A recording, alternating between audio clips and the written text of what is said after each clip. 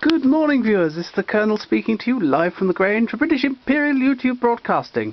And today we've got, well, something rather unusual. I know I keep saying that, but here we go. It's Edgar Wallace reading one of his own compositions, The Man in the Ditch. Parts 1 and 2 I'll have to change halfway in the, when the first side ends. Here we go. See if it's any good. Should be. I am going to tell you the story of the man in the ditch. I was returning from Cheltenham by road one wintry night, and as I came through the village of Winthorne, I very naturally slowed my car. The last time I was here, I'd seen the end of the Sullivan-Kennedy feud. There was the house on the outskirts of the village, a long, ugly cowshed of a place which the two Sullivan boys had built, and where the family had lived after they had found London too hot to hold them. Why they went into Oxfordshire, nobody knows. But to this house they had enticed the two Kennedys and had killed them. It was a sordid business such as a police reporter meets with in the course of a day's work. Originally, the Sullivans and the Kennedys had lived in the Borough, the district south of London Bridge. What started the feud, I don't know. It came out of the trial, but it's not important. These things never are. I stopped the car and looked at this nasty little house. There was no light, no sign of life. I wondered what had happened to the ferocious sister who had been carried screaming out of court a month ago when her brothers had been sentenced to death. And I wondered if the feud was still operating. I let the car run on and was glad when the house was behind me. It gave me the creeps. It always did. A few minutes later, I struck a deserted stretch of road. You know the place. It lies near Wilton. I didn't see the other car until I was almost abreast of it. It lay drunkenly over the side of a ditch, its radiator smashed, the body crumpled. And then I saw the man. He was crouching down behind the machine, and at first I thought he was dead, and pulled up my car in little more than its own length.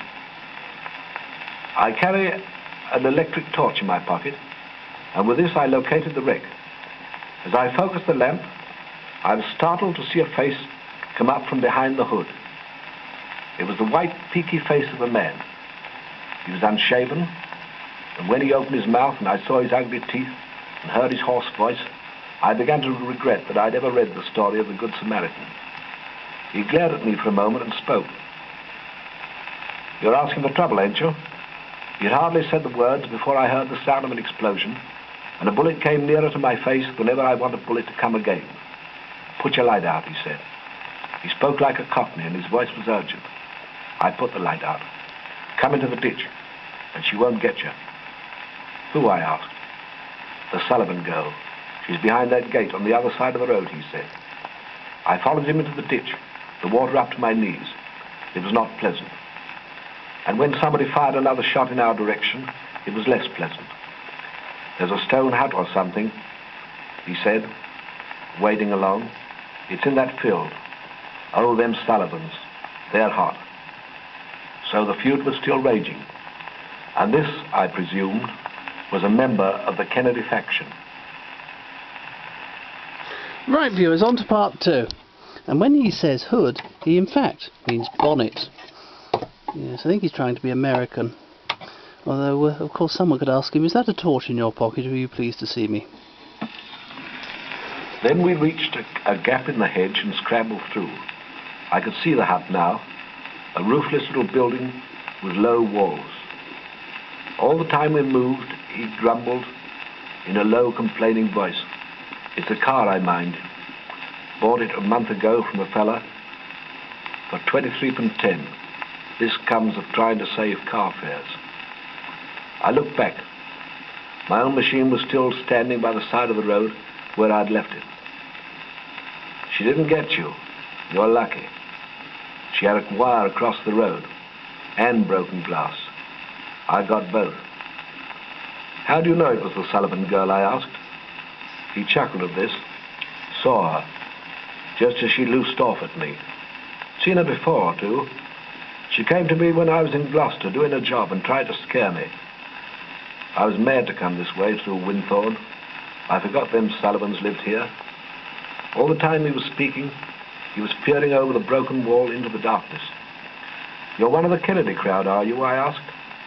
He gripped my arm suddenly. "Keep down," he whispered. "She knows we're here. She's coming through the hedge."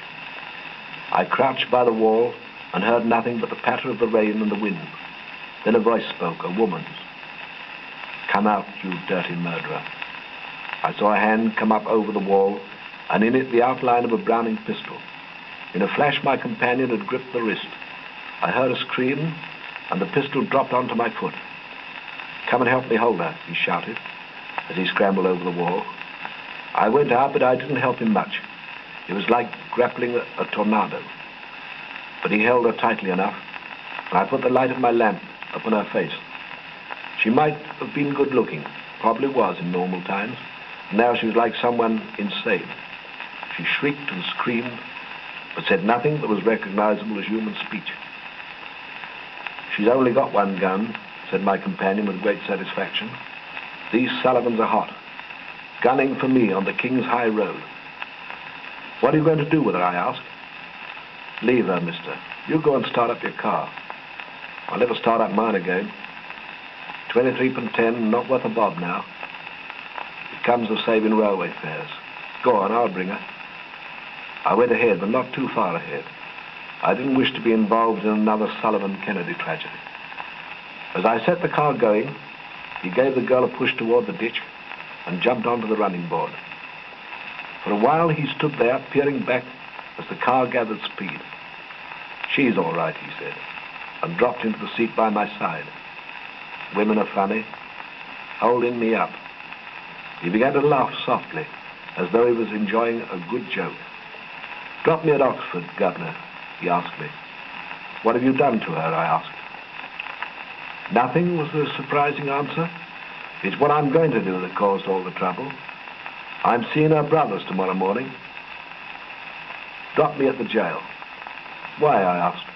"Because," he said, "I'm the hangman. Fancy paying 23.10 for a car. I ought to have known better."